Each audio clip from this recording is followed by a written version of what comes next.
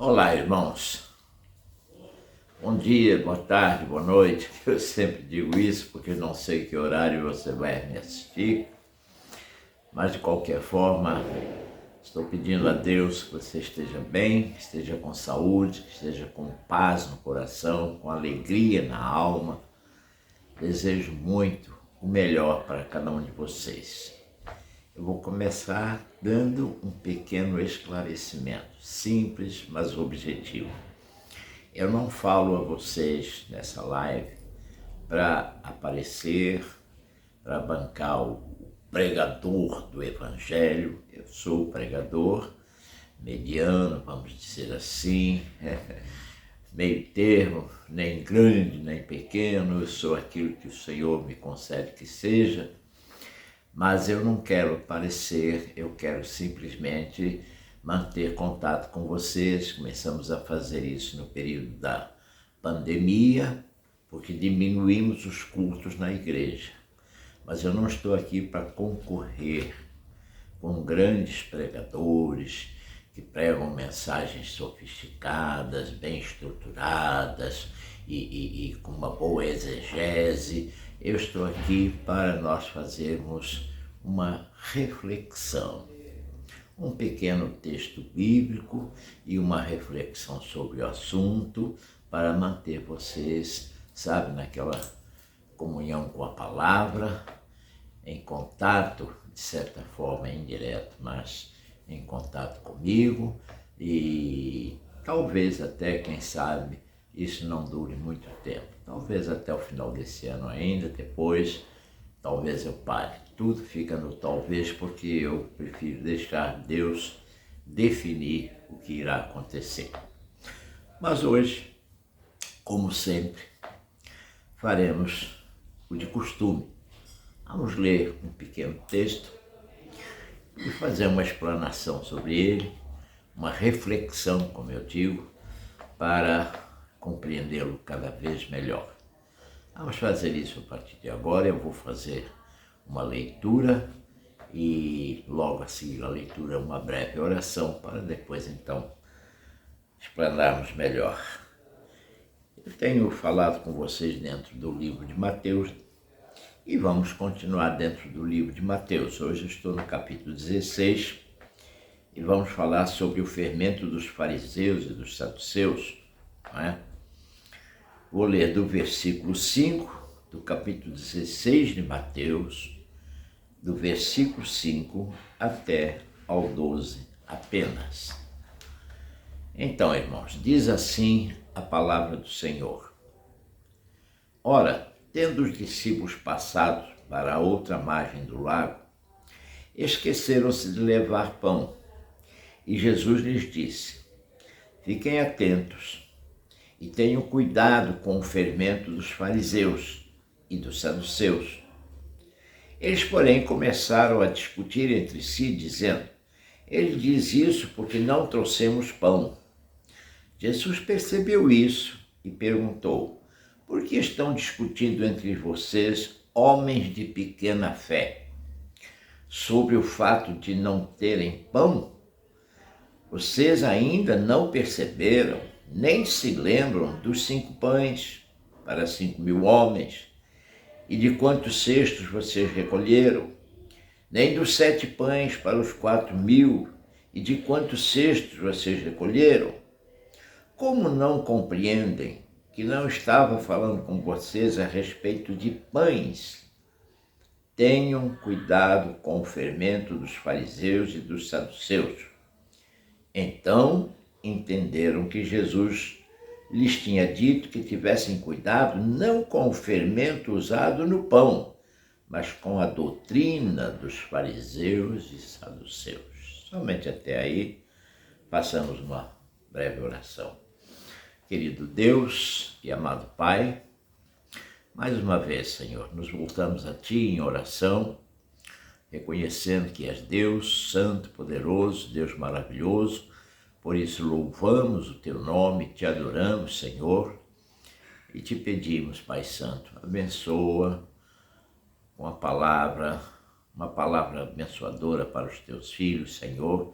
Dá-me pela unção do Espírito essa palavra para esclarecimento dos Teus filhos, para que eles possam melhor conhecer e entender as Escrituras e compreender o Teu querer para as nossas vidas. Senhor, seja quem for que está do outro lado me ouvindo, receba de Ti agora a unção do Espírito para compreender o Teu querer para as nossas vidas. Nós precisamos de Ti, dependemos de Ti, Te amamos, Te adoramos e queremos receber de Ti somente, para poder, Senhor, compreender a Tua vontade. Abre, portanto, os nossos olhos espirituais, ou seja, o nosso entendimento interior, para mais uma vez meditar na Tua palavra. Pedimos isso e agradecemos, em nome do Senhor Jesus. Amém e amém. Então, queridos, várias situações acontecem e obviamente ficaram registradas na palavra de Deus no intuito de nos ensinar, de nos doutrinar, de nos preparar. Nós não estamos vivendo esse período da lei judaica, nós estamos vivendo o cristianismo, nós estamos vivendo os dias atuais, que aliás estão bem difíceis, bem bravos, e pior do que tudo é que uma parte da igreja, vamos dizer assim, está bem deturpada, está bem sendo usada até pelo inimigo para confundir. Mas eu louvo a Deus porque a Sua palavra nos fala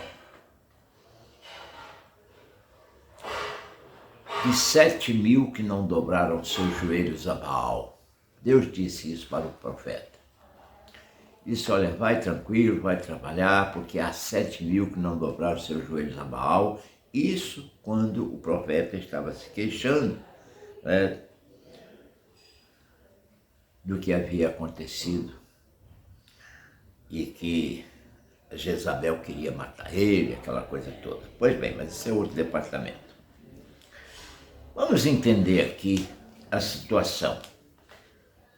Eu quero deixar claro, muito claro para vocês, que muitas vezes Deus usa certas situações, certas circunstâncias, vamos dizer assim, no sentido de nos alertar, nos orientar, nos mostrar. Estamos vivendo outros tempos, estamos, mas o assunto aqui ainda é pertinente hoje. Ainda mais hoje que, como eu disse, temos aí falsos profetas, temos aí muitos, entre aspas, catedráticos da Escritura. Você pegar o YouTube, pegar essas lives todas, olha, você ouve cada coisa, que tem coisas boas, tem coisas muito boas, de homens de Deus. Eu não vou citar nomes por uma questão de educação, mas tem coisas boas. Mas tem muitas coisas também perigosas. Bom, vamos lá. O que nós percebemos aqui,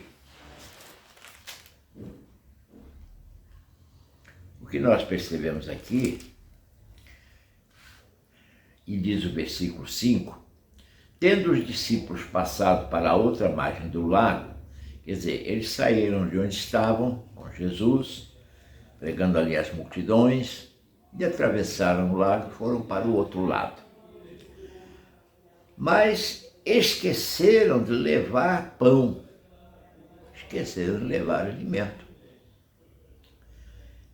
Nesse momento, Jesus lhes disse: fiquem atentos e tenham cuidado com o fermento dos fariseus e dos saduceus. Os discípulos ouviram isso e ouviram no sentido humano da coisa, no sentido simplório da coisa. Como eles esqueceram de levar pão, eles pensaram que Jesus estava falando do fermento usado no pão. Eles, porém, começaram a discutir entre si, dizendo: ele diz isso porque não trouxemos pão. Quer dizer, a palavra de Jesus mostrou-se para ele um pouco simplória, referindo-se a coisas, não digo banais, mas coisas humanas, coisas simplórias. Mas Cristo estava sempre cuidando das coisas do Pai. Desde pequeno, desde quando ele foi encontrado aos 12 anos, lá conversando lá com os mestres, ele disse para a mãe dele: eu estava aqui tratando das coisas de meu Pai. Jesus sempre tinha, nas suas palavras, no seu proceder, na sua maneira de agir, a intenção de sobressaírem os ensinamentos para o cristão, para o povo de Deus, para que possamos aprender, porque existia naquela época uma seita de fariseus e saduceus, uma seita não, eram duas. Começou como uma e acabaram se desmembrando, eram os escribas, eram os sacerdotes principalmente ligados à aristocracia, e os escribas, que eram doutores da lei, que eram escreventes, mas que eram também conhecedores e escritores da lei, intérpretes da lei, até advogavam dentro da lei judaica e tal. Mas essas duas seitas, tinha mais, mas essas duas seitas se destacavam pelas heresias, principalmente pela hipocrisia, pela falsidade. Pregavam uma coisa, faziam outra, concordavam com a palavra, mas não a praticavam. Eram extremistas, zelosos aos extremos com a palavra para com os que estavam aos seus cuidados, mas eles mesmos não praticavam. Jesus mesmo disse, eles não praticavam o amor, a caridade. Eles eram pessoas frias que, conhecendo a lei, sabendo a verdade, não praticavam, propriamente dito, por si mesmos. Aqui, quando ele diz assim, cuidado com o fermento dos fariseus e dos saduceus, eu me reportei aqui a um texto em Lucas, aqui no capítulo 12 de Lucas, versículo 1, diz assim, visto que milhares de pessoas se aglomeraram a ponto de se atropelarem umas às outras, Jesus começou a dizer antes de tudo, aos seus discípulos: cuidado com o fermento dos fariseus, que é a hipocrisia. Irmãos, é desnecessário dizer, vocês sabem, que um dos pecados que prevalece hoje, que vamos dizer assim, predomina hoje, principalmente entre as autoridades eclesiásticas, é a hipocrisia. Isso tem denegrido muito o verdadeiro cristianismo. Isso tem denegrido muito e confundido o crente simplório, tadinho. O crente que está chegando agora, conheceu a Cristo agora, aceitou a Cristo agora, e vê muitas promessas, e muitos pseudo-milagres, e muita coisa, mas também em troca de muita outra coisa, né?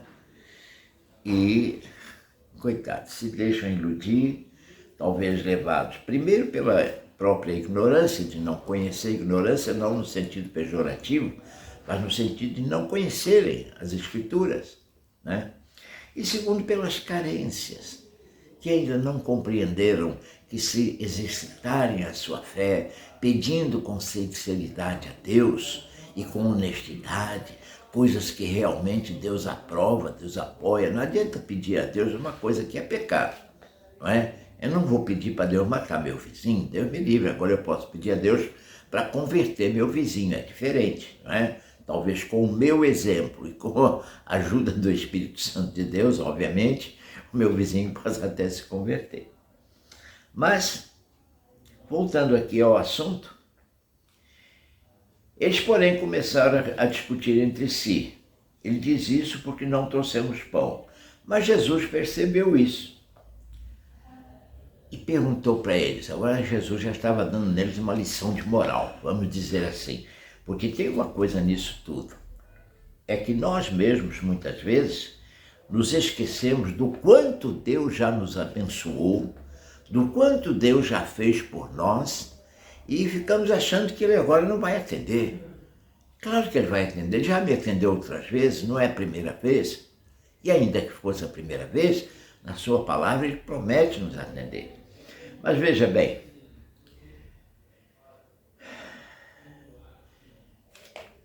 Jesus percebeu isso e perguntou a eles: por que estão discutindo entre vocês, homens de pequena fé? Já o chamou aqui de pequena fé. E eu estou ensinando isso lá na igreja. Pequena fé é só o início de tudo. O Senhor nos dá a fé, nos dá o dom da fé, nos dá essa dádiva. E nós precisamos fazê-la crescer dentro de nós, né? Não vamos permanecer com aquele pedacinho de fé, aquela pouquinha fé do tamanho do grão de mostarda.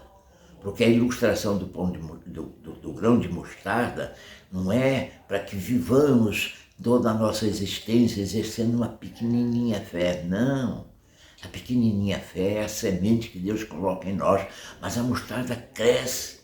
A parábola sobre o grão de mostarda diz isso, que plantada ela cresce e é maior que as hortaliças e chega a dar uma pequena árvore. Então, a fé tem que crescer. Jesus várias vezes reclamou com seus discípulos, chamando-os de pequena fé. Quando ele libertou um menino lá, possesso de demônios, aí o pai do menino, ou os próprios discípulos perguntaram por que eles não puderam, vamos dizer, libertar aquela criança, e Jesus disse: por causa da pequenez da vossa fé. A fé precisa crescer em nós. Olha o que Jesus disse aqui.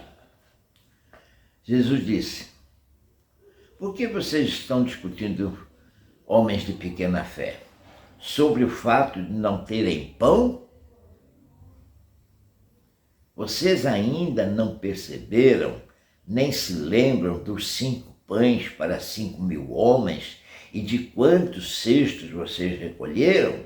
Nem dos 7 pães para os 4.000 e de quantos cestos vocês recolheram? Jesus chamou a atenção deles. Vocês não lembram do milagre, dos milagres, da multiplicação dos pães e dos peixes? Vocês já não perceberam que não é isso que faz falta para nós? O Senhor sempre providencia o nosso sustento. Jesus não estava falando sobre isso. Jesus não está falando do fermento do pão, porque eles esqueceram o pão. Não, Jesus aproveitou a situação para dar-lhes uma lição e para alertá-los, como nós também, os crentes, precisamos ficar alerta contra esses falsos profetas, contra esses pseudo-milagreiros. Nós precisamos conhecer a palavra e crescer na fé, porque Deus sempre faz, Ele fez, faz e fará os milagres na nossa vida. O fato de nós estarmos vivos hoje aqui, eu falando, vocês ouvindo, é um milagre. Você sabe quantas pessoas amanheceram o dia de hoje num necrotério? Ou na cama de um hospital, no leito de um hospital? Nós estamos aqui. Já é um milagre nisso. De quantos livramentos o Senhor te livrou hoje? Você viajou no ônibus? Você viajou de carro? Você andou pela rua? Você escapou, teve livramentos de várias coisas? São milagres. Você está me ouvindo agora? É um milagre. Eu estou falando a você? É um milagre. O milagre é a nossa vida, a nossa salvação e tudo que decorre disso. Mas vamos em frente. E de quantos cestos vocês recolheram? Nem dos 7 pães para os 4.000, e de quantos cestos vocês recolheram? Versículo 11. Como não compreendem que eu não estava falando com vocês a respeito dos pães? Tenham cuidado com o fermento dos fariseus e dos saduceus. Ou seja, tenham cuidado com as seitas, os pseudo-religiosos, os falsos religiosos. Tenham cuidado, porque eles são sutis. Eles usam a palavra de Deus. Aliás, está previsto nas Escrituras isso. Aquele dragão expelindo água, lá no Apocalipse, aquele dragão expelindo água pela boca, perseguindo a mulher ali é a igreja, o dragão é o anticristo e a água é a palavra de Deus. O inimigo está usando a religião também para ganhar para si aqueles que ainda não estão firmados na fé em Jesus Cristo. Por isso Jesus disse, tenha cuidado. Não fique ouvindo qualquer coisa. Eu não sei de que igreja você é. Talvez seja nosso lá, graças a Deus por isso. Mas mesmo que seja de outra igreja, se é uma igreja séria, se é uma igreja cristocêntrica, sirva a Deus na sua igreja com paz, com alegria. Se não é uma igreja séria, procure uma igreja séria. Quando eu digo uma igreja séria, eu não estou dizendo que você não pode ser uma pessoa alegre, de certa forma brincalhona dentro da brincadeira sadia. Não é isso, estou falando séria no tratamento, no que faz, no que prega. A verdadeira igreja cristã e a igreja cristã é aquela que prega Cristo como Senhor e Salvador. É aquela que Cristo é o centro das atenções. Não são os milagres, não são as festas. Veja, festa é festa e culto é culto. Não confunda as coisas. Se o seu negócio é festa, vá para um parque de diversões, vá para o Beto Carreiro. Não falando mal do Beto Carreiro, não, pelo contrário, é um bom parque de diversões, mas se você quer festa, procure assim uma coisa, um bom circo.